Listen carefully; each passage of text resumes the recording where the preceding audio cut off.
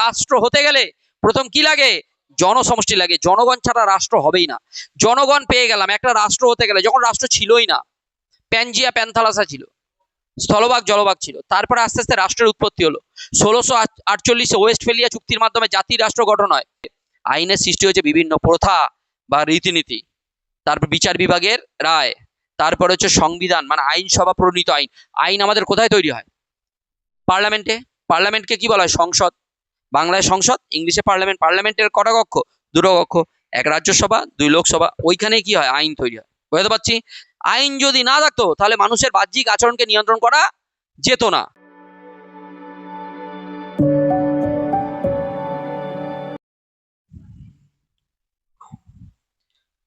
আচ্ছা, আজকের আলোচনা হচ্ছে সপ্তম অধ্যায়ের পার্ট 1।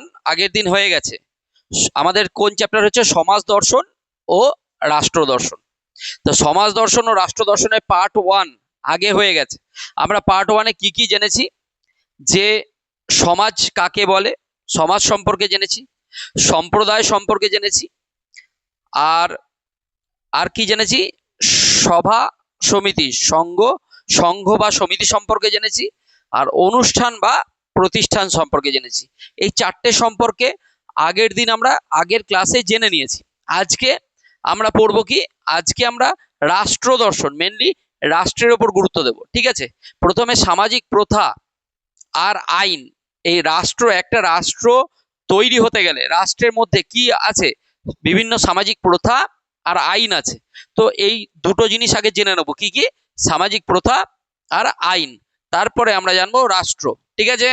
তাহলে সামাজিক প্রথা বা সামাজিক আচার বা প্রথা ও আইন, এই জিনিসটা সম্পর্কে কি সেটা আমরা জানবো।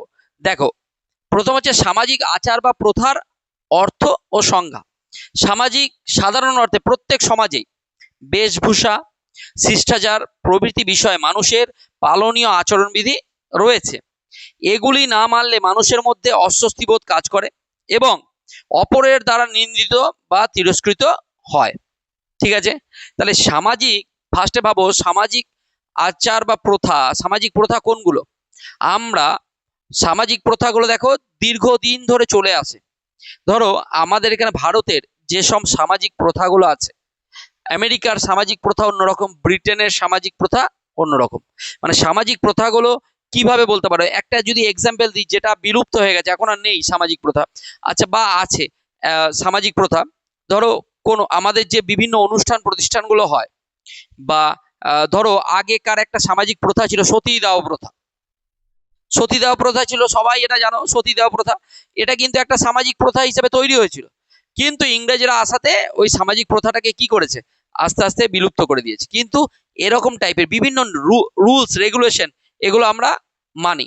এই যে ভগবানকে মানে ঈশ্বরকে পুজো করা, মুসলিমরা ধরো কোরআনকে মানে, হিন্দুরা গীতাকে মানে, বা খ্রিস্টানরা বাইবেলকে মানে, এইগুলো, এই যে ব্যাপারগুলো, মন্দির মসজিদ গির্জা আলাদা আলাদা, এই যে বিভিন্ন প্রথা, এগুলো কিন্তু আলাদা। বুঝতে পেরেছো কথাটা কি বললাম?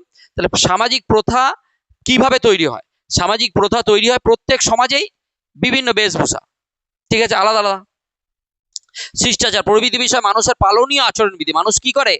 যে আচরণবিধিগুলো পালন করে সেইগুলোকে কি বলা হচ্ছে? সামাজিক প্রথা। ঠিক আছে? এইবারে সাধারণ সংজ্ঞা কি? সমাজস্থ মানুষের পালনীয় এইসব আচরণগুলিকে সমষ্টিগতভাবে প্রথা বলে। আমরা যে সমস্ত আচরণগুলো পালন করি, ঠিক আছে? সামাজিক প্রথা মানে কি? ধরো বিয়ে হচ্ছে, ঠিক আছে? বিবাহ যখন হচ্ছে, বিবাহর ক্ষেত্রে দেখবে সবাই, দেখবে বাবা মা থেকেও, যারা তার থেকেও বড় বয়োজ্যেষ্ঠ মানুষ, ধরো কোনো ঠাকুমা, দিদিমা বা বয়স্ক মানুষ, তারা বেশি রুলস রেগুলেশন করে। এইভাবে করো, ওইভাবে করো, এরকম ভাবে সিঁদুর পরতে হবে, এরকম ভাবে মালা দিতে হবে, এটাই রুলস, এটাই আমাদের প্রথা। তাহলে বিভিন্ন আচরণ, তাই না? সামাজিক প্রথাগুলো মানে কি? বিভিন্ন আচরণ। তো আচরণগুলি সমষ্টিগতভাবে প্রথাকে তৈরি করে। ঠিক আছে? তার মানুষের কি হচ্ছে?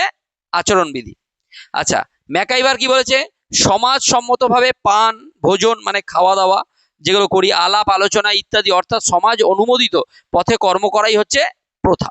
সমাজের মতো করে আমরা যদি চলি, সেটাই হচ্ছে কি? প্রথা। ঠিক আছে? অসুবিধা আছে? তারপরে এসো সামাজিক প্রথা সম্পর্কে গিজবার্টের মত। সমাজ অনুমোদিত অভ্যস্ত প্রক্রিয়াই হচ্ছে আচার বা প্রথা। প্রথা কিন্তু যে সমাজে যেরকম চলে সেটাই চলে আসে, তার বিরুদ্ধে কাজ করতে গেলেই সমাজে কি হবে, আলোচনা হবে। বুঝতে পেরেছো কথাটা কি বললাম? আমাদের এখানে সমাজে আমাদের যে এখন বর্তমান পরিস্থিতি, আমরা যে সমাজে বাস করি, এইখানে ধরো লিভিং করাটা কেউ জানেই না, ঠিক আছে? ধরো এই ব্যাপারটা, এটা আমাদের এখানে প্রথা। কিন্তু হঠাৎ করে বিবাহ না করে যদি কেউ লিভিনে থাকে, তাহলে গিয়েই এটা একটা সামাজিক অপরাধ হয়ে গেল। রুলস রেগুলেশন কিছু কেউ দেখবে না, মানবে না। বুঝতে পেরেছো কথাটা কি বললাম? কিন্তু তুমি মুম্বাই যাও, ভারতের মুম্বাই যাও, দিল্লিতে যাও, কলকাতায় যাও, এগুলো নর্মালাইজ। তার মানে সামাজিক প্রথা, বুঝতে পারছো কথাটা কি বলতে চাইছি? তাহলে প্রথা সমাজের অনুমোদিতই হতে হবে। সমাজের অনুমোদিত যে আচরণ বিধিগুলো আছে সেগুলো করা মানেই সামাজিক প্রথা। আচ্ছা, সমাজ অনুমোদিত অভ্যস্ত প্রক্রিয়াই হচ্ছে আচার বা প্রথা হচ্ছে। এইবারে প্রথার তিনটি উপাদান গিজবার্ট কে বলেছে? এরপরে কিন্তু কোশ্চেন করব, আনসার চাই কিন্তু। বলো, সমাজ অনুমোদিত অভ্যস্ত প্রক্রিয়াই হচ্ছে আচার বা প্রথা, কে বলেছে? পরে কিন্তু আমি প্রশ্ন করব, যেন মনে থাকে। ক্লিয়ার হচ্ছে? প্রথার কটি উপাদানের কথা গিজবার্ট বলেছে? তিনটি উপাদান। তিনটি উপাদান কি কি? এক, আচরণের ধারাবাহিকতা। আচরণের ধারাবাহিকতা। প্রথা হলো দীর্ঘকাল ধরে চলে আসা মানুষের নিয়মিত আচরণ, দীর্ঘকাল ধরে চলে আসছে নিয়মিত আচরণ। সামাজিকতা, এটি কোনো একক ব্যক্তির নয়, বরং সমগ্র সমাজের দ্বারা সৃষ্ট, সমগ্র সমাজের দ্বারা। এটা আমরা চিরকাল চলে আসছি সেই আচরণ, এই একই আচরণ চলে আসছে, ওটাই রুলস, ঠিক আছে? আচ্ছা, আদর্শগত মূল্য কি? প্রথার মধ্যে সমাজের মঙ্গল ও নৈতিক আদর্শ নিহিত থাকে। তাহলে তিনটে কি কি উপাদান? এক, আচরণের ধারাবাহিকতা, এই আদিকাল থেকে আমাদের আচরণ একইভাবে চলে আসছে। আচরণের সামাজিক প্রথার মধ্যে কি থাকবে? আচরণের ধারাবাহিকতা। সামাজিকতা, সামাজিকতা মানে এটি কোনো একক ব্যক্তির নয়, বরং সমগ্র সমাজের দ্বারা সৃষ্ট বা পালিত হয়। একজন তুই প্রথাটা পালন করবে না, আমাদের এখানে সবাই আছে, সবাই সেই প্রথাটা পালন করবে। দুর্গাপুজো যখন হয়, সবাই তো দুর্গাপুজোয় কি করে? উৎসব পালন করে। তো অষ্টমী হচ্ছে হায়েস্ট, নবমী দশমী সবার ছুটি থাকে। এমন কোনো আছে নাকি যে কেউ ছুটি কাটাচ্ছে না? ওই টাইমটা সবাই দুর্গাপুজোর সময় কি করে? ছুটি কাটায়। তো এরকম প্রথা ওটাই চলে আসছে যে হ্যাঁ, দুর্গাপুজো একবার মজা করবো, সারা বছর কাজ করে দুর্গাপুজোর সময় মজা করবো, এটাই চলে আসছে প্রথা। আদর্শগত মূল্য, প্রথার মধ্যে সমাজের মঙ্গল ও নৈতিক আদর্শ নিহিত থাকে। প্রথার মধ্যে কিন্তু নৈতিক আদর্শ থাকে। তার তিনটে কি কি আবার বল? এক হচ্ছে ধারাবাহিকতা না, আচরণের ধারাবাহিকতা। দুই, সামাজিকতা। তিন, আদর্শগত মূল্য। আবার বল। এক, আচরণগত ধারাবাহিকতা। দুই, সামাজিকতা। তিন, আদর্শগত মূল্যবোধ। আচ্ছা, এইবারে আইনের ব্যুৎপত্তিগত অর্থ বা সংজ্ঞা। এতক্ষণ কি জানলাম? প্রথা। এবার আইন, এবার কি জানবো? আইন। দেখো, প্রথা আর আইন একে অপরের পরিপূরক, একে অপরের। আইন আগে ছিল না, প্রাচীনকালে আইন ছিল না, কিন্তু প্রথা ছিল। প্রথা আগে এসছে, যে প্রথাগুলো আমাদের বিভিন্ন আচরণ দিকে প্রথা সৃষ্টি হয়েছে। প্রথা হতে হতে যখন রাষ্ট্রের উৎপত্তি হলো, তখন রাষ্ট্র দেখলো কোন কোন প্রথাগুলো আমাদের খুব দরকারি, এসেন্সিয়াল, সেইগুলোকে কি করলো? আইন করলো। বুঝতে পেরেছো কথা? প্রথা, ধরো আমাদের প্রথা আছে, বাবা মাকে সম্মান করতে হবে। আর বাবা মার সাথে ছোটবেলা থেকে কি শেখানো হয়? যে বয়স্ক গুরুজন যারা বয়স্ক, তাদেরকে কি করতে হবে? রাস্তাঘাটে সব জায়গাতে কি করতে হবে? সম্মান করতে হবে। এটা আমাদের প্রথা, আমাদের এটা শেখানো হয়। গুরুজনদের প্রণাম করা, এইগুলো একটা প্রথার মধ্যে পড়ে। এইবারে দাঁড়িয়ে এই প্রথাটা যে চলে আসছে, রাষ্ট্র যখন তৈরি হয়েছে, রাষ্ট্র কি করলো? রাষ্ট্র নিয়ম করে দিল, যে বয়স্কদের আইন করে দিল, যে বয়স্কদের ওপর কেউ গায়ে হাত দিতে পারবে না, তাদেরকে কোনো রকম টর্চার করতে পারবে না। এই যে একটা রুলস বানিয়ে দিল, আইন বানুন, এটাই আইন। বুঝতে পারছি কথা কি বললাম? তাহলে আইন তৈরি হয়েছে কোথা থেকে? বিভিন্ন প্রথা, রীতিনীতি, এগুলো থেকে, বিচার বিভাগের রায়, এগুলো থেকে আইন তৈরি হয়েছে। ক্লিয়ার? এবার আইন আমরা কাকে বলবো? তাহলে আইন কাকে বলবো? দেখো, আইন হচ্ছে এমন একটা জিনিস যেটা মানুষের বাহ্যিক আচরণকে নিয়ন্ত্রণ করে, মানুষের বাহ্যিক আচরণকে নিয়ন্ত্রণ করে যে রুলস বা রেগুলেশন, সেগুলোকে, যে নিয়ম বা নীতি, সেগুলোকে আমরা কি বলি? আইন। জিনিসটা কিরকম? মানুষের বাহ্যিক আচরণকে নিয়ন্ত্রণ করে কিরকম জিনিস? বলছে ধরো আমাদের এখানে রাজনন্দিনী খেলা হচ্ছে হয়তো প্রত্যেক বছর। রাজনন্দিনীতে কে আসে?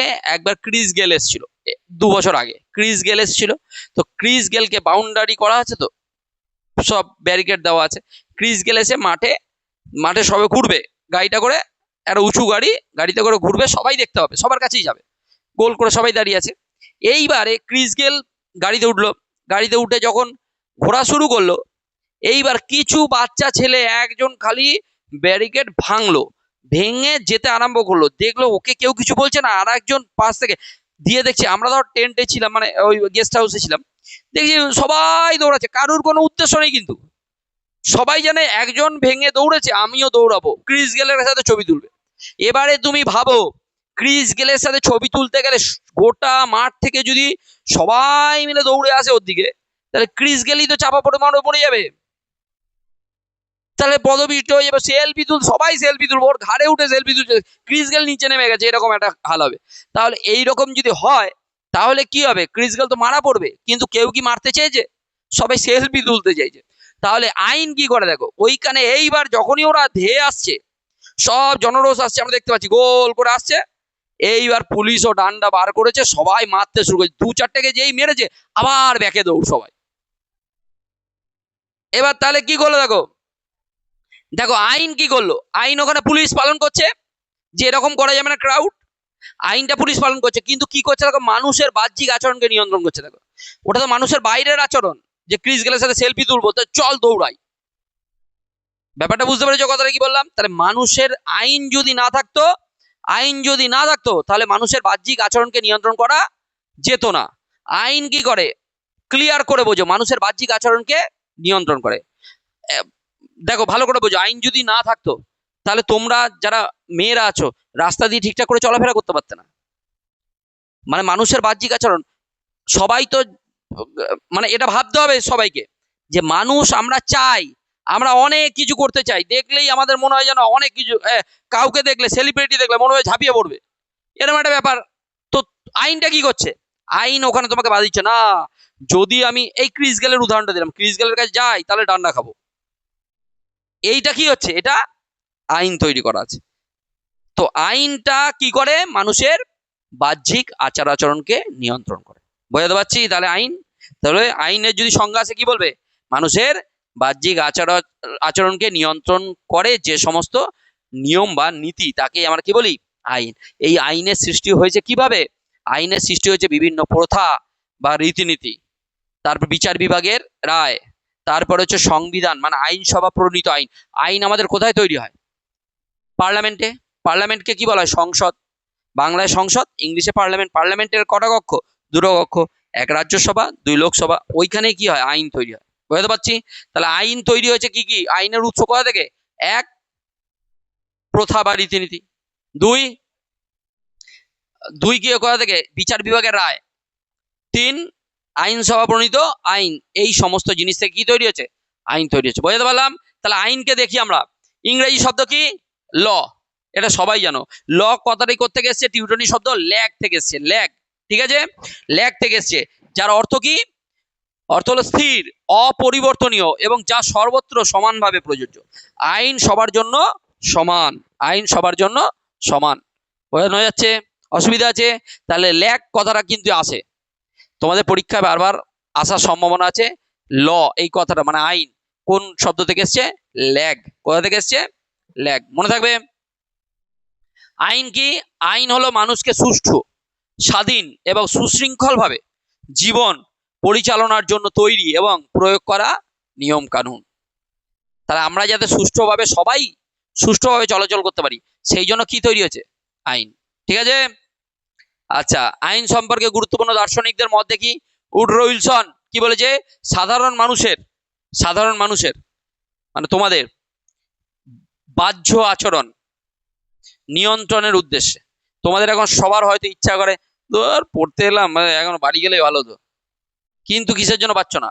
আমি একটা রুলস করে রেখে দিয়েছি, বা আরেকটা মান সম্মানের একটা ব্যাপারে চলে যায়, এইখান থেকে উঠে চলে যাবো কেমন, বাই চান্স যদি স্যার কথা শুনিয়ে দেয় তাহলে চাপে পড়ে যাবো, এরকম একটা ব্যাপার না। তোমাদের বাহ্য আচরণ কি চায়? বাহ্য পালাই এখন এখন যাই একটু ঘুরে ফিরে আসি, তারপর ঘরে ঢুকবো। কিন্তু এখানে কিসের জন্য বসে রয়েছো? নিয়ন্ত্রণটা কিসের জন্য আছে? এখানে আমি একটা ল বানিয়ে রেখেছি আর কি, ঠিক আছে? যাই হোক, তো সাধারণ মানুষের বাহ্য আচরণ নিয়ন্ত্রণের উদ্দেশ্যে, বাহ্য আচরণ নিয়ন্ত্রণের উদ্দেশ্য সার্বভৌম রাজনৈতিক শক্তি, সার্বভৌম রাজনৈতিক শক্তি মানেই তো রাষ্ট্র কর্তৃক অনুমোদিত সাধারণ নিয়মই হলো আইন। এটা কে বলেছে? উড্রো উইলসন, আমেরিকার রাষ্ট্রপতি ছিল উড্রো উইলসন। জন অস্টিন এর এই উক্তিটা বিরাট আছে। আইন হলো সার্বভৌমের নির্দেশ, একদম ভেরি ভেরি ইম্পর্টেন্ট। আইন হলো সার্বভৌমের নির্দেশ। আর সার্বভৌমটা কি আমরা কি জেনেছি? সার্বভৌম শক্তিকে ব্যবহার করে রাষ্ট্র। তাহলে আইন হলো সার্বভৌমের নির্দেশ, ঠিক আছে? আদেশ বা নির্দেশ। কে বলেছে? John Austen. মনে থাকবে কথাটা কি বললাম?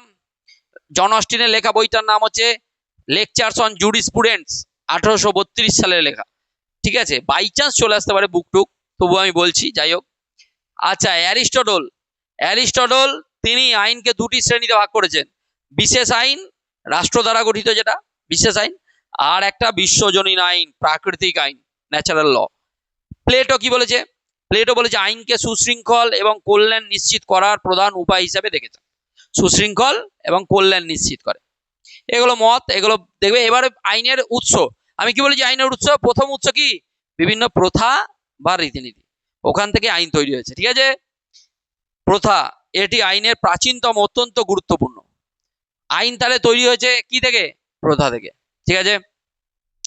ধর্ম, মানুষের ধর্মীয় বিধি বিধান অনেক সময় আইনের রূপ নেয়, ঠিক আছে? 3, বিচারালয়ের সিদ্ধান্ত, আদালতে রায় বা বিচারকের সিদ্ধান্ত ভবিষ্যতে আইন তৈরিতে কাজ করে। তারপরে বিজ্ঞানসম্মত আলোচনা, আইনজ্ঞদের মতামত গ্রন্থ আইনের উৎস হিসাবে কাজ করে। আর একটা কি? ন্যায় বিচার, প্রচলিত আইনের অভাব, বিচারক যখন স্বীয় বুদ্ধি ও ন্যায়বোধ থেকে বিচার করেন। আর একটা কি? আইনসভা, এটাও মেন। তাহলে মেনলি যেগুলো মনে রাখবে, একটা হচ্ছে প্রথা, এটা তোমাদের কোশ্চেন আছে। আইনের উৎস কোথা থেকে? বিভিন্ন প্রথা থেকে, এটা প্রাচীনতম উৎস, ঠিক আছে? আর একটা বিচারালয়ের সিদ্ধান্ত, এটাও মেন ইম্পর্টেন্ট। আর একটা হচ্ছে আইনসভা প্রণীত আইন। আইনসভা কি বলেছে? আইনসভা কোনটা? লেজিসলেটিভ অ্যাসেম্বলি বা আইনসভা। আইনসভা কোনটা? আমাদের পার্লামেন্ট, পার্লামেন্ট, ঠিক আছে? দিল্লিতে আছে, বুঝতে পেরেছো? আর রাজ্যের আইনসভা কোনটা? যেটা বিধানসভা, ঠিক আছে? বুঝতে পেরেছো কথাটা কি বললাম? এইবারে এসো, সামাজিক প্রথা ও আইনের মধ্যে কি পার্থক্য করব। সামাজিক প্রথা, আইন। দেখো, সামাজিক প্রথা উৎপত্তি কোথায়? সমাজে স্বতঃস্ফূর্ত ভাবে প্রকাশ পায়, নিজেদের ইচ্ছা মতো, একদম স্বতঃস্ফূর্ত ভাবে সবাই মানে। আর আইন কি করে? রাষ্ট্র সৃষ্টি করে। আইনটা কে সৃষ্টি করেছে? রাষ্ট্র, সুশৃঙ্খল ভাবে যাতে পরিচালনা করা যায়। আর রাষ্ট্রের দ্বারাই প্রয়োগ করা হয়, একে রাষ্ট্রই প্রয়োগ করে। রাষ্ট্র যদি প্রয়োগ না করে আমরা মানবো? বুঝতে পেরেছো? আচ্ছা, সকলের কাছে অবশ্য পালনীয় নয়। প্রথাটা কি? সবাই বলেছে ভারতীয় মতাদর্শে কি বলেছে? বলছে সকালে উঠে, ঘুম থেকে উঠে একটু মেডিটেশন করবে, যোগ ব্যায়াম করবে, এরকম একটা ব্যাপার আদি যোগীরা সব বলে গেছে। কিন্তু আমরা পালন করি? ঘুম থেকে উঠেই আগে মোবাইলটা হাতে নিয়ে দেখি কে মেসেজ করেছে। যোগ ব্যায়াম তো পরে করব, ঠিক আছে? ওইসব মেডিটেশন হবে না। তো এইরকম রুলস রেগুলেশন পালনই বাধ্যতামূলক, বাধ্যতামূলক নয়। তা সকলের কাছে অবশ্য পালনীয় নয়, মানুষ স্বতঃস্ফূর্তভাবে মেনে চলে, যার মেনে চলার ইচ্ছা সে মেনে চলে। আচ্ছা, কিন্তু আইন কি করে? শাস্তি পাওয়ার ভয়ে নাগরিকরা মেনে চলে।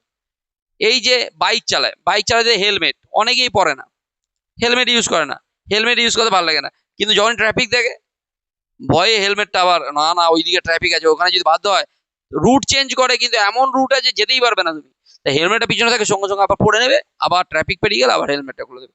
তো বুঝতে পেরেছো? তার ভয়ে করে আইন। আচ্ছা, এবারে ব্যাপ্তি কিরকম? সামাজিক প্রথা, বিশেষ গোষ্ঠী বা সংগঠনের সদস্যরা কেবল তাদের প্রথা অনুসরণ করে, এক একটা গোষ্ঠী এক একটা প্রথাই অনুসরণ করে, ঠিক আছে? আচ্ছা, আর রাষ্ট্রের অন্তর্গত সকল নাগরিককে মান্য করতে হয়। এটাকে এখানে কি? সকল নাগরিককে কিন্তু আইন মান্য করতে হবেই, বাধ্য, ঠিক আছে? ব্যাপ্তি বেশি, অ্যাকচুয়ালি যদি কোশ্চেন আসে প্রথা আর আইনের মধ্যে কার ব্যাপ্তি বেশি? আইনের ব্যাপ্তি বেশি। আইন গোটা দেশে একটাই, কিন্তু প্রথা বিভিন্ন জনগোষ্ঠীর বিভিন্ন বিভিন্ন প্রথা। বুঝতে পেরেছো? আদিবাসীদের প্রথা আলাদা, জঙ্গলে যারা আন্দামানে থাকে, জারোয়ারা থাকে, তাদের আলাদাই হ্যাঁ জারোয়া, ঠিক আছে, ওদের ওদের আলাদাই প্রথা বা রীতিনীতি, ঠিক আছে। ওদের ওদের রাগিয়ে দিলে সঙ্গে সঙ্গে মেরে দেবে। ওই টুরিস্ট ঘুরতে গেছে ওইসব দেখবে না, ওদেরকে ডিস্টার্ব করা যাবে না, তীর দিয়ে সঙ্গে সঙ্গে শেষ, এরকম একটা ব্যাপার। আর কোনো কোনো বিচার হবে না, ওদের কোনো বিচার নেই। তো যাই হোক, রূপ এর কি প্রথা অলিখিত থাকে। প্রথা কি থাকে? কোনো জায়গায় লেখা নেই, কিন্তু আইন সুস্পষ্টভাবে লিখিত থাকে, ঠিক আছে। প্রতিটি দেশের আইন নথিবদ্ধ বা লিখিত থাকে। তাহলে আইন আর প্রথা বোঝা গেল? সহজ মনে হচ্ছে তো? আমি তো বলেছি দর্শন সহজ, কিন্তু প্রশ্ন উত্তর দিতে গেলে যদি প্র্যাকটিস না করো তাহলে না বুঝলে কঠিন। এইবার দেখি এমসিকিউ পর্ব, দেখা যাক তোমরা কি বুঝলে। ঠিক আছে, সমাজ অনুমোদিত অভ্যস্ত ক্রিয়াই হচ্ছে আচার বা প্রথা, এ কথা কে বলেছেন? বাহ, গিসবার্ড, অপশন বি, ঠিক আছে। গিসবার্ড প্রথার কয়টি বৈশিষ্ট্যের কথা উল্লেখ করেছে? কি কি তাহলে শোনা যাক একটু। আচরণ, আর আচরণগত ধারাবাহিকতা, 2 সামাজিকতা, 3 আদর্শগত মূল্য। ঠিক আছে, সাবাস, ভেরি গুড। আচ্ছা, তারপরে আইনের প্রাচীনতম উৎস কি? প্রথা, ভেরি গুড। তারপরে ইংরেজি ল শব্দটি কোন শব্দ থেকে এসছে? ল্যাগ। আইন হলো সার্বভৌমের নির্দেশ, কে বলেছেন? John Austen, very good. সব বলে দিচ্ছিস তো। সাধারণ মানুষের বাহ্য আচরণ নিয়ন্ত্রণের উদ্দেশ্যে সার্বভৌম রাজনৈতিক শক্তি কর্তৃক অনুমোদিত সাধারণ নিয়মীয় আইন কার মত? Woodrow Wilson. আচ্ছা, তারপরে মানুষের প্রথা পালন করে স্বতঃস্ফূর্ত ভাবে, আর আইন পালন করে বাধ্যতামূলক। এইগুলো যে বোঝার জিনিস, দেখলেই বুঝে যাবি যে হ্যাঁ এরকমই পড়লাম। আচ্ছা, তারপরে কোনটি আইন তৈরির জন্য দায়িত্বপ্রাপ্ত? এইবারে বল, কোনটা আইন তৈরির জন্য বাধ্যতামূলক? বিচার বিভাগ তো আইন অনুযায়ী রায় দেয়, আইনসভা। আইনটা তৈরি হয় কোথায়? আইনসভায়, পার্লামেন্টে। আমি তো বারবার বোঝানোর চেষ্টা করলাম, আইন তৈরি হচ্ছে কোথায়? পার্লামেন্ট। কিন্তু বিচার বিভাগ ওই আইন অনুযায়ী রায় দেয়, বিচার করে। বিচার বিভাগ আইন তৈরি করে না। বিচার বিভাগীয় কি থাকে? আইন তৈরিতে একটা হাত থাকে কি বিচার বিভাগের সিদ্ধান্ত।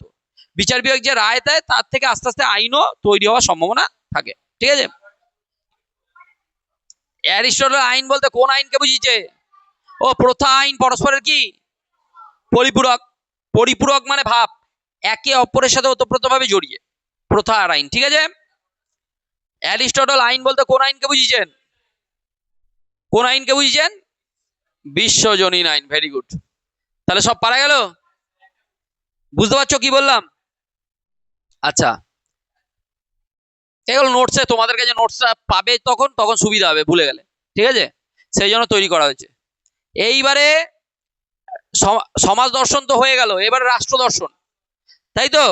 রাষ্ট্র শব্দের ব্যুৎপত্তিগত অর্থ কি? রাষ্ট্র কথাটার ইংলিশ কি? স্টেট। স্টেট, স্টেট ইংরেজি শব্দ, তাই তো। আর স্টেট শব্দটা কোথা থেকে এসছে? স্ট্যাটাস থেকে। কোন থেকে এসছে? স্ট্যাটাস। তাহলে স্ট্যাটাস কি শব্দ? ল্যাটিন শব্দ। স্ট্যাটাস কি শব্দ? ল্যাটিন শব্দ। তাহলে রাষ্ট্র কথাটি স্টেট ইংরেজি শব্দ, কোন শব্দ থেকে এসছে? স্ট্যাটাস থেকে, ঠিক আছে। অসুবিধা আছে? আচ্ছা, যার অর্থ ব্যবস্থা বা অবস্থা, যার অর্থ কি? ব্যবস্থা বা অবস্থা। ইতালীয় দার্শনিক রাষ্ট্র কথাটি প্রথম কে ব্যবহার করে? Machiavelli. Very very important question. রাষ্ট্র কথাটি প্রথম কে ব্যবহার করে? ম্যাকিয়াভেলি। কোন গ্রন্থে? দ্য প্রিন্স গ্রন্থে। কত সালে লেখা? 1513। কত সাল? 1513, ঠিক আছে। Very very important. রাষ্ট্র কথাটি কে প্রথম ব্যবহার করে? ম্যাকিয়াভেলি। যাদের রাষ্ট্রবিজ্ঞান আছে একদম ইজি, যাদের রাষ্ট্রবিজ্ঞান নেই তারা জেনে নাও। রাষ্ট্র কথাটি প্রথম কে ব্যবহার করে? ম্যাকিয়াভেলি। কোন গ্রন্থে? দ্য প্রিন্স গ্রন্থে। কত সালে লেখা? 1513। এইবারে চলে এসো গার্নারের সংজ্ঞা। রাষ্ট্র কাকে বলি ভালো করে বোঝো। রাষ্ট্র কাকে বলি? রাষ্ট্র হলো একটি অল্প সংখ্যক বা বহু সংখ্যক জনসমষ্টি যা একটি নির্দিষ্ট ভূখণ্ডে স্থায়ীভাবে বাস করে এবং যা বহিঃশক্তি নিয়ন্ত্রণ থেকে প্রায় বা সম্পূর্ণ মুক্ত হয়ে একটি সুসংগঠিত সরকার গঠন করে এবং সেই সরকারের প্রতি অধিবাসীরা স্বভাবজাত আনুগত্য প্রদর্শন করে। এটা হচ্ছে রাষ্ট্রের সংজ্ঞা। কার সংজ্ঞা? রাষ্ট্রবিজ্ঞানী গার্নার দিয়েছে। কে দিয়েছে? রাষ্ট্রবিজ্ঞানী গার্নার। এই সংজ্ঞার মধ্যে চারটে বৈশিষ্ট্য পাওয়া যায়। কটা বৈশিষ্ট্য পাওয়া যায়? চারটে বৈশিষ্ট্য। প্রথম বৈশিষ্ট্য হচ্ছে জনসমষ্টি। একটা রাষ্ট্র হতে গেলে প্রথম কি লাগে? জনসমষ্টি লাগে। জনগণ ছাড়া রাষ্ট্র হবেই না। জনগণ পেয়ে গেলাম একটা রাষ্ট্র হতে গেলে। যখন রাষ্ট্র ছিলই না, প্যানজিয়া প্যান্থালাসা ছিল, স্থলভাগ জলভাগ ছিল, তারপরে আস্তে আস্তে রাষ্ট্রের উৎপত্তি হলো। 1648 ওয়েস্টফেলিয়া চুক্তির মাধ্যমে জাতি রাষ্ট্র গঠন হয়। কি গঠন হয়? জাতি রাষ্ট্র। তাহলে জাতি রাষ্ট্র গঠন হচ্ছে। এবারে বোঝো জনসমষ্টি। তাহলে প্রথম কি দরকার? জনগণ দরকার।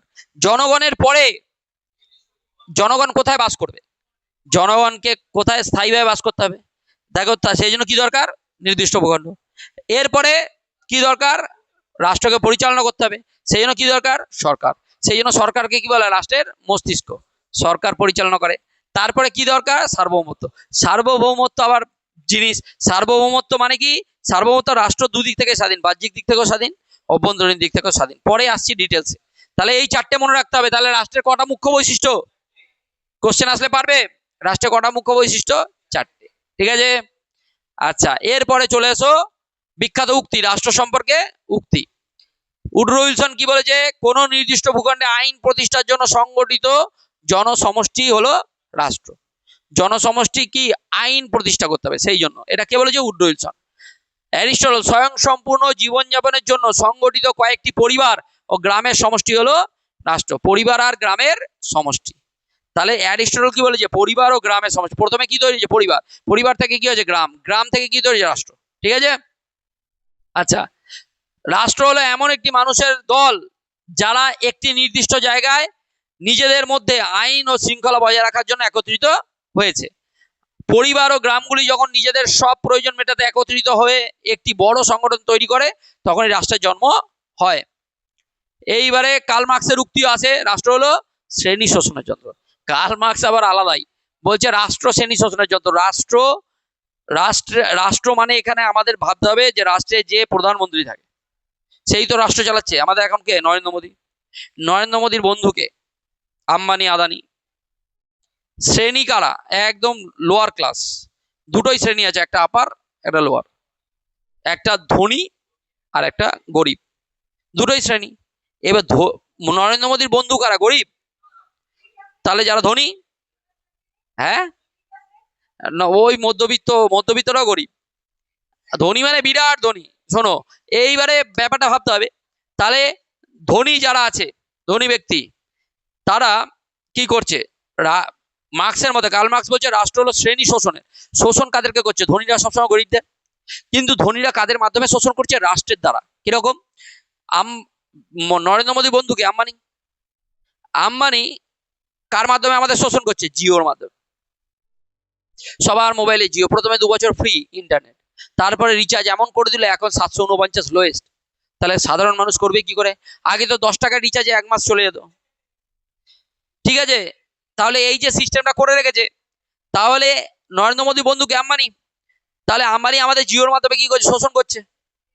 তাহলে আমরা এই জন্য, কে বলেছে? মার্কস বলেছে। মার্কস কাদের বিরুদ্ধে লড়াই করে? মার্কসবাদ পুঁজিবাদের বিরুদ্ধে। কাদের বিরুদ্ধে? পুঁজিবাদের। তো পুঁজিবাদের বিরুদ্ধে লড়াই করে বলছে রাষ্ট্র হলো শ্রেণী শোষণের যন্ত্র। রাষ্ট্র কি? শ্রেণী শোষণের যন্ত্র। বুঝতে পেরেছো কি বললাম? তাহলে শ্রেণী নিয়ে কোনো কথা থাকলে সেটা কি কাদের হবে? মার্কসবাদ। মনে থাকবে। ডিটেলসে আর বোঝার তোমাদের দরকার নেই এখন। মার্কসবাদীদের মতে রাষ্ট্র সমাজের ধনীদের স্বার্থ রক্ষা করে। রাষ্ট্র কাদের স্বার্থ রক্ষা করে? ধনীদের। এবং গরিব বা শ্রমিক শ্রেণীকে শোষণ করার হাতিয়ার হিসেবে কাজ করে। লেনিনও একই মত পোষণ করে। Marks, Lenin. আচ্ছা, বিখ্যাত গ্রন্থ, প্লেটোর লেখা বিখ্যাত গ্রন্থের নাম কি? আচ্ছা, মার্কসের লেখা বইটার নাম বলতে পারবে? দাস ক্যাপিটাল। আর মার্কস এঙ্গেলসের লেখা হচ্ছে কমিউনিস্ট ম্যানিফেস্টো, বিখ্যাত বই কমিউনিস্ট ম্যানিফেস্টো 1848। আর প্লেটোর লেখা বইটার নাম কি? অ্যারিস্টটলের লেখা বইটার নাম কি? The politics. আসতে পারে, ভেরি ভেরি ইম্পর্টেন্ট। রাষ্ট্রবিজ্ঞানের জনক কাকে বলা হয়? অ্যারিস্টটল। অ্যারিস্টটলের লেখা বইটার নাম কি? The politics. আচ্ছা, প্লেটো তার বিখ্যাত রিপাবলিক গ্রন্থে সর্বপ্রথম আদর্শ রাষ্ট্র ব্যবস্থা আইডিয়াল স্টেট কেমন হওয়া উচিত তার বিস্তারিত দর্শন সম্মত আলোচনা করেছেন। দার্শনিক রাজার ধারণা কে দেয়? প্লেটো।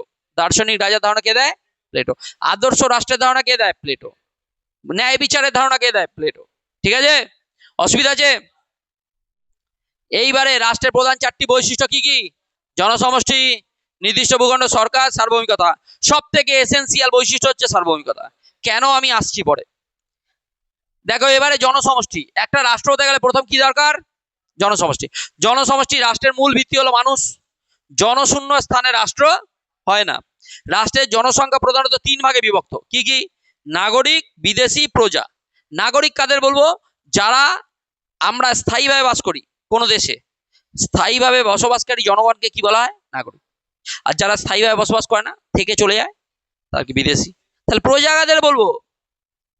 প্রজা যারা স্বাধীনতার আগে আমরাই ছিলাম প্রজা। যখন আমাদের দেশে অন্য কেউ শাসন করছিল, মানে ইংরেজরা, স্বাধীনতা 1947 সালের আগে আমাদের কোনো ভোট দেওয়ার অধিকার ছিল না, কিছুই ছিল না, নাগরিক অধিকারই ছিল না। তখন আমরা কি হিসেবে ছিলাম? প্রজা। ওরা যা বলতো তাই শুনতাম। বুঝতে পেরেছো কি বললাম? তাহলে একটা দেশে ক ধরনের থাকে? 3 ধরনের, কিন্তু এখন 2 ধরনেরই থাকে। ঠিক আছে, স্বাধীন রাষ্ট্রে 2 ধরনের থাকে। ঠিক আছে, নাগরিক আর বিদেশি। ঠিক আছে, অসুবিধা আছে? বোঝা যাচ্ছে? এইবারে জনসমষ্টি কি হতে পারে? অল্প হতে পারে, বেশি হতে পারে। অল্প জনসংখ্যা, শ্রীলঙ্কাও একটা রাষ্ট্র, আবার চীন, ভারত এরাও রাষ্ট্র। ঠিক আছে, আচ্ছা নির্দিষ্ট। তারপর জনসমষ্টি এবার কি করবে? নির্দিষ্ট ভূখণ্ড চাই। জনসমষ্টি বাস করার জন্য কি দরকার? সব রাষ্ট্রে আলাদা কি থাকে? সীমানা থাকে। তা নির্দিষ্ট ভূখণ্ড, তাহলে রাষ্ট্রের একটি নির্দিষ্ট ভৌগোলিক সীমারেখা থাকতে হবে। এর মধ্যে অন্তর্ভুক্ত স্থলভাগ, জলভাগ, নদী, সমুদ্র, আকাশপথ সবটাই রাষ্ট্রের মধ্যে। ঠিক আছে, অসুবিধা আছে? উদাহরণ, ভারতের নির্দিষ্ট সীমানা রয়েছে বলে এটি একটি রাষ্ট্র, কিন্তু যাযাবরদের কোনো নির্দিষ্ট ভূখণ্ড নেই, তাই তাদের রাষ্ট্র নেই। কোশ্চেন আছে, যাযাবরদের কি রাষ্ট্র আছে? ঠিক আছে, দর্শনে এই প্রশ্নগুলো আসবে। এরপরে 3 নম্বর বৈশিষ্ট্য কি? সরকার। সরকার কি করবে? দেখো জনগণ চলে এলো, নির্দিষ্ট ভূখণ্ড পেয়ে গেল, এবার সবাইকে যদি ছেড়ে দেয় তাহলে নিজেদের মধ্যে তো মারামারি করবে। সেই জন্য পরিচালনা করার জন্য কি দরকার?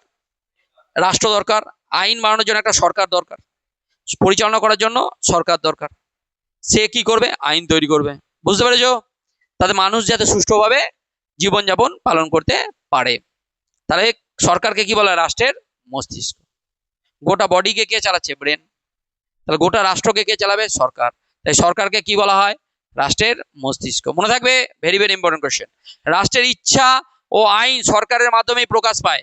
সরকারের পরিবর্তন হলেও রাষ্ট্রের পরিবর্তন হয় না।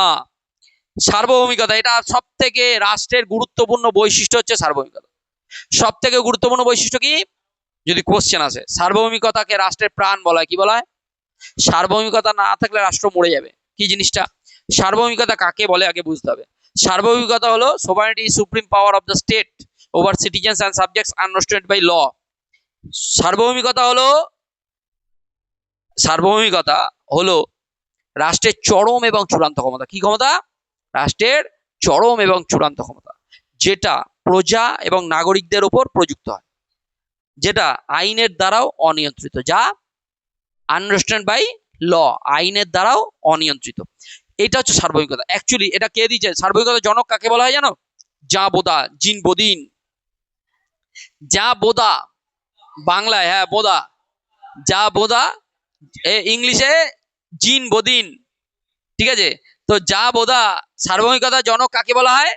যা বোদা।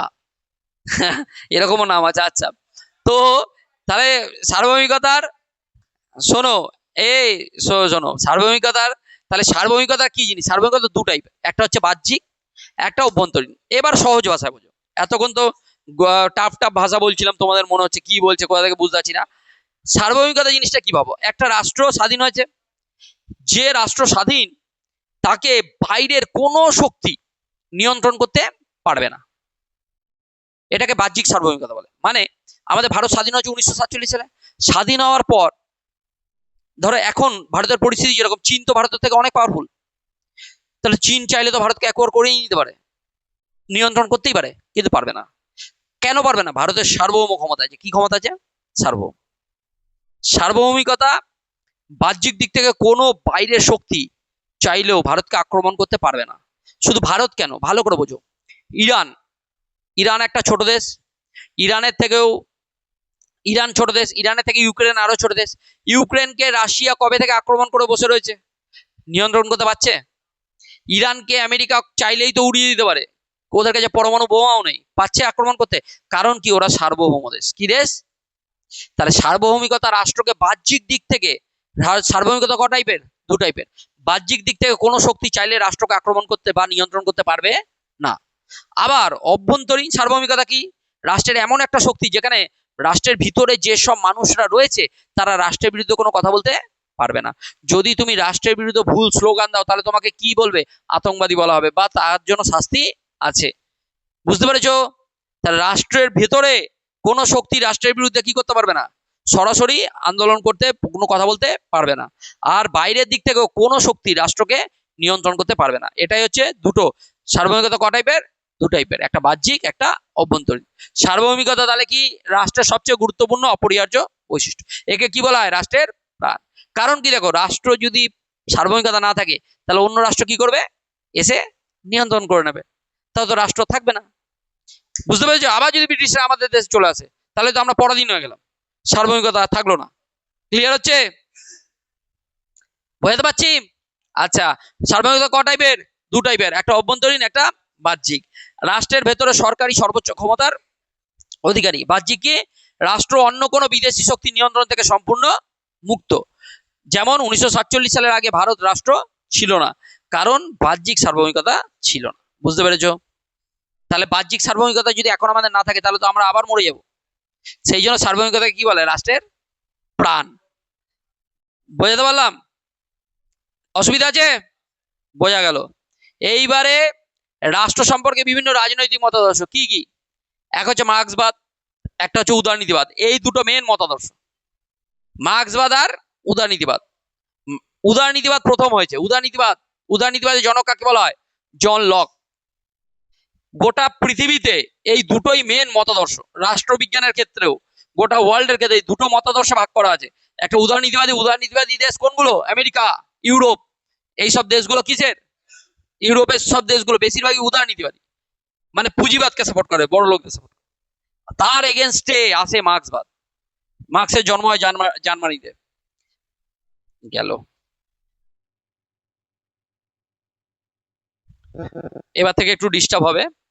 আচ্ছা, মার্ক্সের, তাহলে মার্ক্সবাদ হলো, বুঝতে পেরেছো কি বললাম? তাহলে মার্ক্সবাদ কাদের স্বার্থে লড়াই করে? শ্রমিক শ্রেণীর স্বার্থে, গরিবদের স্বার্থে। তাহলে মার্ক্সবাদী আবার কান্ট্রি কোনগুলো হয়ে গেল? মার্ক্সবাদী কান্ট্রি চীন, রাশিয়া। কে কে হয়ে গেল? চীন, রাশিয়া, মানে সোভিয়েত ইউনিয়ন ছিল, নর্থ কোরিয়া, কিউবা, এগুলো কি হলো? মার্ক্সীয় মতাদর্শ। তাহলে গোটা ওয়ার্ল্ডটা কি হলো? দুটো ভাগে ভাগ হয়ে গেছে। উদারনীতিবাদ কাদেরকে সাপোর্ট করে? ব্যক্তি স্বাধীনতা, পুঁজিবাদকে। আর মার্ক্সবাদ কে করে? শ্রেণী শোষণ, শ্রেণী শাসনের কথা বলে। ঠিক আছে? নৈরাজ্যবাদ আবার কি জিনিস? নৈরাজ্যবাদ মানে রাজ্যই থাকবে না, রাষ্ট্র থাকবেই না। রাষ্ট্র কি হবে? থাকবেই না। আমাদের উপর যে শাসন করে রাষ্ট্র, বলছে রাষ্ট্র থাকবেই না, এটাকে বলা হয় নৈরাজ্যবাদ। ঠিক আছে? এমন এক আদর্শ সমাজ যেখানে কোনো রাষ্ট্র বা জোর জুলুম থাকবে না, রাষ্ট্রবিহীন এক রাষ্ট্রের কল্পনা করেছে নৈরাজ্যবাদীরা। ঠিক আছে? অসুবিধা আছে? অসুবিধা আছে? তাহলে এইবারে চলে এসো। এইবারে আমরা কি জানবো? স্টেট শব্দটি প্রথম ব্যবহার করেন কে? কে স্টেট শব্দটি প্রথম ব্যবহার করে? আনসার চাই। ঘোড়ার ডিম। ও, সবকটাই তাহলে বলো। তা রাষ্ট্র কথাটি প্রথম ব্যবহার করে ম্যাকিয়াভেলি। তোরা ইয়ে কি, তা জোর কই তোর বলার মধ্যে? রাষ্ট্র কথাটি প্রথম ব্যবহার করে, বারবার আমি বলো, রাষ্ট্র কথাটি প্রথম ব্যবহার করে ম্যাকিয়াভেলি। কোন গ্রন্থে? দ্য প্রিন্স গ্রন্থে। কত সালে লেখা? 1513। একদম বলে বারবার আমি বললাম, এখানে বসে বসে তোরা, আমি আর কি বলবো, তোদেরকে মুখস্থ করে দিচ্ছি এখানে, তাতেও তোরা সেই ভাবের ঘরে রয়েছিস। ম্যাকিয়াভেলি কোন গ্রন্থে সর্বপ্রথম স্টেট শব্দটি ব্যবহার করে? ও, আমি বলে দিলাম তো এই মাত্রই, ভুল করে বলে ফেললাম। ঠিক আছে? তারপরে আদর্শ রাষ্ট্রে কয়টি উপাদান বা বৈশিষ্ট্য থাকে? চারটি। কি কি? 1, 2 নির্দিষ্ট ভূখণ্ড, 3 সরকার, 4 রাষ্ট্রের প্রাণ কাকে বলা হয়?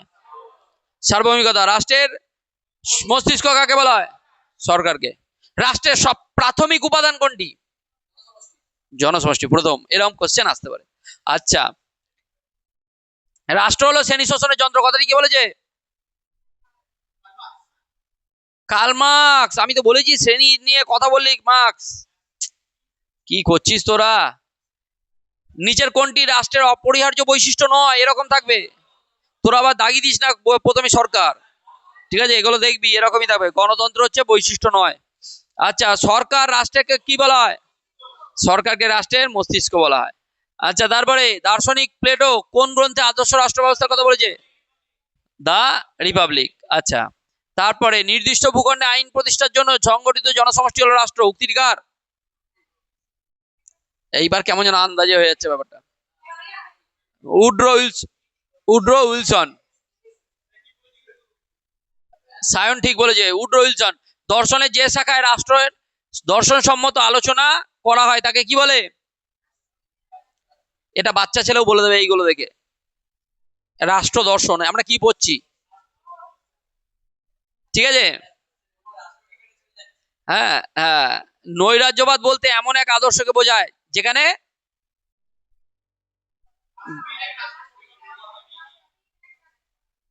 হ্যাঁ রাষ্ট্রবিহীন এক রাষ্ট্রের কল্পনা করা হয়।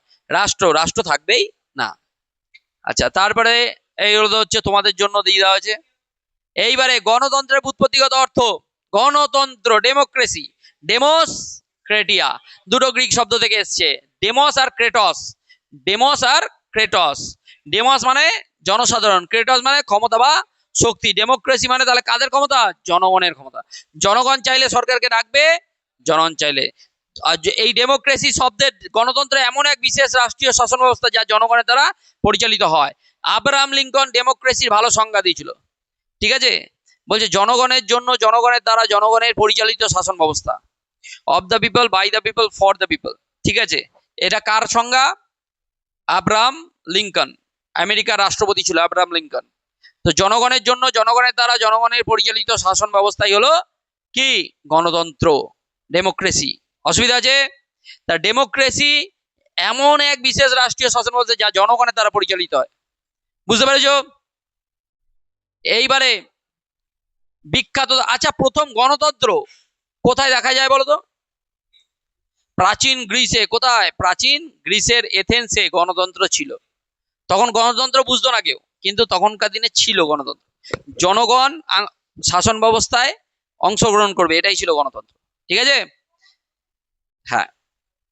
আচ্ছা, এইবারে আব্রাহাম লিঙ্কন কি বলছে? গণতন্ত্র হলো জনগণের শাসন ব্যবস্থা যা জনগণের দ্বারা, জনগণের কল্যাণের জন্য গঠিত হয়। গ্রিডিংস কি বলেছে? গণতন্ত্র হলো এক ধরনের রাষ্ট্র বা সরকার অথবা সমাজের একটি রূপ অথবা এই তিনটের সমষ্টি। আর জন অস্টিন কি বলেছে? যে কোনো সরকার যেখানে শাসনকর্তা হলো সমগ্র জনগণের তুলনামূলক বৃহৎ অংশ। শাসনকর্তা কে? জনগণের তুলনামূলক বৃহৎ অংশই হলো শাসনকর্তা। সেটাকে বলেছে জন অস্টিন।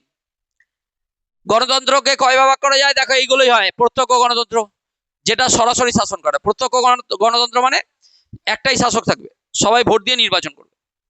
কিন্তু আমাদের এখানে কোন গণতন্ত্র? পরোক্ষ গণতন্ত্র, নির্বাচিত প্রতিনিধিদের দ্বারা, মানে যাদেরকে আমরা নির্বাচন করি। আমরা নির্বাচন করলাম মৌমিতা বিশ্বাসকে, মৌমিতা বিশ্বাস যে নির্বাচন করলো কাকে? শুভেন্দু অধিকারীকে। কিন্তু আমাদের মুখ্যমন্ত্রী কি হলো? শুভেন্দু অধিকারী। আমরা কি শুভেন্দু অধিকারীকে ভোট দিয়েছি? দিইনি। কিন্তু কাকে ভোট দিই? মৌমিতা বিশ্বাসকে। কিন্তু মৌমিতা বিশ্বাস আবার কাকে সাপোর্ট করলো? শুভেন্দু অধিকারীকে। বুঝতে পেরেছো কি বললাম? অসুবিধা আছে? তাহলে নির্বাচিত প্রতিনিধিদের মাধ্যমে হয়, তাহলে এটা হচ্ছে পরোক্ষ, ডিরেক্ট হচ্ছে না, পরোক্ষ গণতন্ত্র। আর পরোক্ষ গণতন্ত্রই সব জায়গায় চলে। উদারনৈতিক গণতন্ত্র আমরা তো জানি কাদেরকে সাপোর্ট করে? ব্যক্তি স্বাধীনতা, পুঁজিবাদ। তারপরে সমাজতান্ত্রিক গণতন্ত্র। সমাজতান্ত্রিক গণতন্ত্র মানে মূল লক্ষ্য হল উৎপাদন ব্যবস্থার রাষ্ট্রীয়ত্বকরণ, মানে সামাজিক সামাজিক উপকরণের কি? সামাজিক মালিকানা, ঠিক আছে? উৎপাদনের উপকরণের সামাজিক মালিকানা হচ্ছে এই সমাজতান্ত্রিক গণতন্ত্র। সরকার সবকিছু পরিচালনা করবে। গণতন্ত্রের গুরুত্বপূর্ণ বৈশিষ্ট্য, এটি সম্পূর্ণভাবে জনগণের দ্বারা পরিচালিত শাসন ব্যবস্থা। এই ব্যবস্থা সাম্য, মৈত্রী, স্বাধীনতার আদর্শে বিশ্বাসী। আচ্ছা, এখানে জনসাধারণের নিজ নিজ অধিকার ভোগের স্বীকৃতি থাকে। এই রাষ্ট্র বা সরকার সর্বদা জনগণের কল্যাণের জন্য গঠিত হয়। ব্যাস, এই বলেই আমাদের এইখানে ডেমোক্রেসি শব্দটি কোন কোন গ্রিক শব্দ থেকে এসছে? ডেমোস আর ক্রেটস, ঠিক আছে?